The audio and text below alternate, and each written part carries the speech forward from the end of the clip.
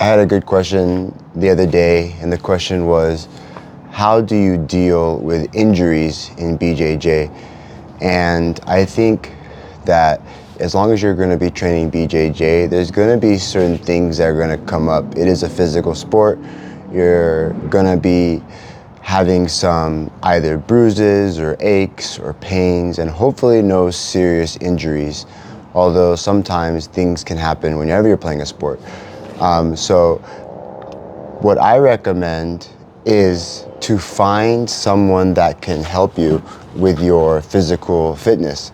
Now, there's a lot of prehab things that we can do, like you can get on a stretching routine, a workout routine, a strength routine, and if you stay consistent with these kind of workouts, then the chances of you getting injured or pulling a muscle or hurting something will become less. And then if you do get injured, I highly recommend having a good doctor or a sports doctor that can help you out. Okay, now in my experience training jiu-jitsu, I've had a lot of different aches and pains, nothing too serious. But I recommend that if you are able to network within the dojo, I think you'll be able to find someone that can help you out. Like, for example, within our dojo, we have chiropractor, Alex Green. We have personal trainers such as Abraham and Alicia. And then we also have massage therapist personal trainers like Nestor. So, and we also have nurses like Tiffany and Izzy. So I think if you are able to network within the dojo, you're either going to find somebody that can help you with your physical fitness and or sports recovery, or you can get referred to a good sports chiropractor or sports doctor. For example, I see on a regular basis the Los Gatos sports chiropractor, Dino, and Dr. Hayden. I see Dr. Hayden personally, but they work on a lot of MMA fighters and jiu-jitsu practitioners and a lot of athletes.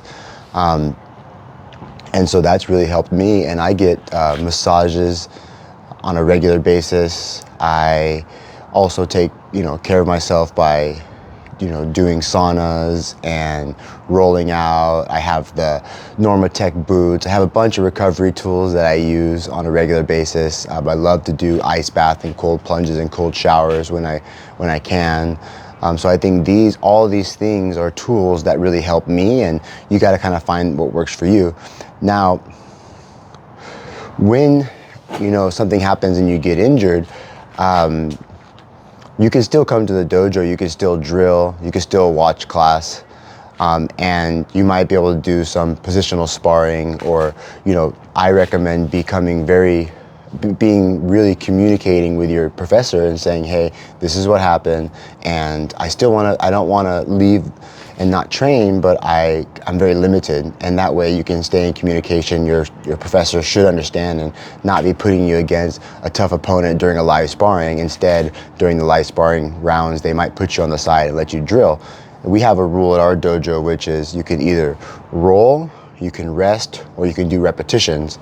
If you're tired and you don't want to roll around, I highly recommend to the students to get a partner and for that round, practice some repetitions. And if for some reason you don't want to do that, that's fine. It's all on you. You're the one that's here and I'm going to encourage you. But if you sit out to take a rest round, it's all good, okay? So you have to kind of listen to your body and know when to take it easy and when to push hard, because as I started training more and more, and then the older I get as a jiu-jitsu athlete, I realized that I cannot go hard every day.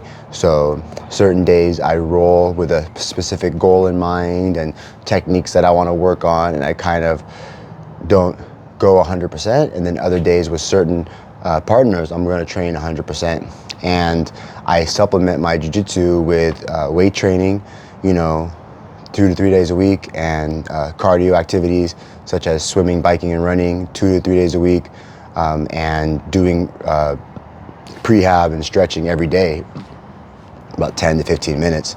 So, and I think it's really important that we understand, like, hey, if you're hurt or if you're injured, right? Now, sometimes your muscles are sore from a hard workout, and that doesn't mean that you're hurt. That doesn't mean that you can't train. But then other times you're injured, like a sprained ankle or a twisted knee, tendonitis in your elbow or shoulder. Now those are things that you have to be a little more careful with, because as you aggravate it, you can make it worse and worse. So, and then when you go to like a regular doctor, like a physician, I will only go see a physician or go to the emergency room if it's extremely necessary. The first people that I would go to is my chiropractor, my sports chiropractor, my sports doctor, because they understand, what it means to be an athlete. And they understand that, for a lot of us, it's really important that we stay physical and we stay in the gym and we stay in the dojo. And they're going to help us to get back on the mats and get back, in some fashion or another, as safe as we can, as fast as we can. While sometimes when you go to a normal physician, they're going to just say, oftentimes it's the same thing. They're going to do some imaging. They're going to tell you to stop physical activity completely. They're going to tell you to, maybe take pain medications or something that you may or may not want to take. So it depends on your approach. I'll go to a doctor if I think it's something really serious. But I've found in my experience with jiu-jitsu, I haven't had to go to a regular doctor. I think I went a couple of times and it was just like for a sprained knee, and it was, take time off, here's some Motrin, do the whole RICE method, rest, ice, compression, elevation, do some imagery. They don't see anything, nothing broken. And so yeah, the question was, how do you deal with injuries and do you continue training? And my answer to that is get somebody that can help you. If you need any recommendations, you can message me. Like I said, we have some personal trainers, we have some chiropractors and some massage therapists, and these people know the human body, and they can really, really help you and let you know what's going on and what sort of things you can and cannot do, and what sort of methods can you apply to help you get better quicker. So you need to network and get people on your team, because we can't do this by ourselves, right? Even the best athletes out there, they have a team of health professionals that's helping them with their personal training, with their rehab, with their prehab, with their stretching, with their recovery, with their strength training. Recently I did an Ironman, and after my Ironman, I was really sore for like 2 days. And then I went back to the dojo and started training within 2 days, and I was training back hard again. And I was, my body felt tired. I was listening to my body. It felt tired, but it didn't feel hurt. And then 5 days or about 7 days after my Ironman, I went to the weight room and I did some squats and some rows, and I hurt my lower back and my hip. And that was my body telling me, hey, you needed more recovery after the Ironman. In fact, my Ironman coach told me that it usually takes 3 weeks to 4 months 3 weeks to 4 weeks to recover fully from an Ironman. And I went back training hard within like 3 or 4 days. And then my lower back and hip got hurt. It was really tight and painful. And then after that, I went to the massage therapist, went to the chiropractor, felt a little better, and then I tried going back training again, and I re-aggravated it, and I was in a lot of pain, extreme pain, and I thought something was really wrong. I questioned to go to the emergency room. My hip and my groin and everything was in extreme pain for 2 days, which was really, really bad. And I went to my sports, I was like, before I go to the emergency room, I'm gonna talk to my sports doctor, my sports chiropractor, and let's have them look at it. And, it was just, and I went to my massage therapist, and everything was just extremely tight. I just did not allow myself to recover. And so what I did is that forced me to take about 10 days off.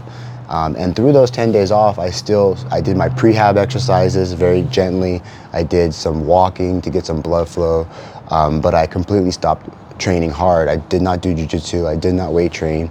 And I just did recovery exercises until finally my body recovered. And I knew when it recovered because I felt a switch in my body. I felt my body feel healthy again, and then I got back into the gym. So you kind of have to listen to your body and know, when is it serious that I have to go to a doctor? When is it, when is it necessary for me to see one of my people in my network, whether it's a massage therapist, physical therapist, personal trainer, chiropractor, nurse, and when do I just need to take it easy or take a rest day. So I highly advise, especially if you're an older athlete, that for as many hours that you go hard and train hard, you have to have just as many hours going soft, meaning training light, working on technique, and stretching and recovery. Okay, so there's a balance. We can't go hard every day. Our bodies need to rest, our bodies need to recover. And in fact, it's during that recovery time that our bodies are getting stronger and rebuilding. So I think nowadays people are really focusing a lot more attention on the recovery aspect. And so, just listen to your body and get a good team of people that can help you out. But I hope this helped. By all means, I am not a doctor and I cannot give advice. This is just my experience and what's worked for me. Thank you.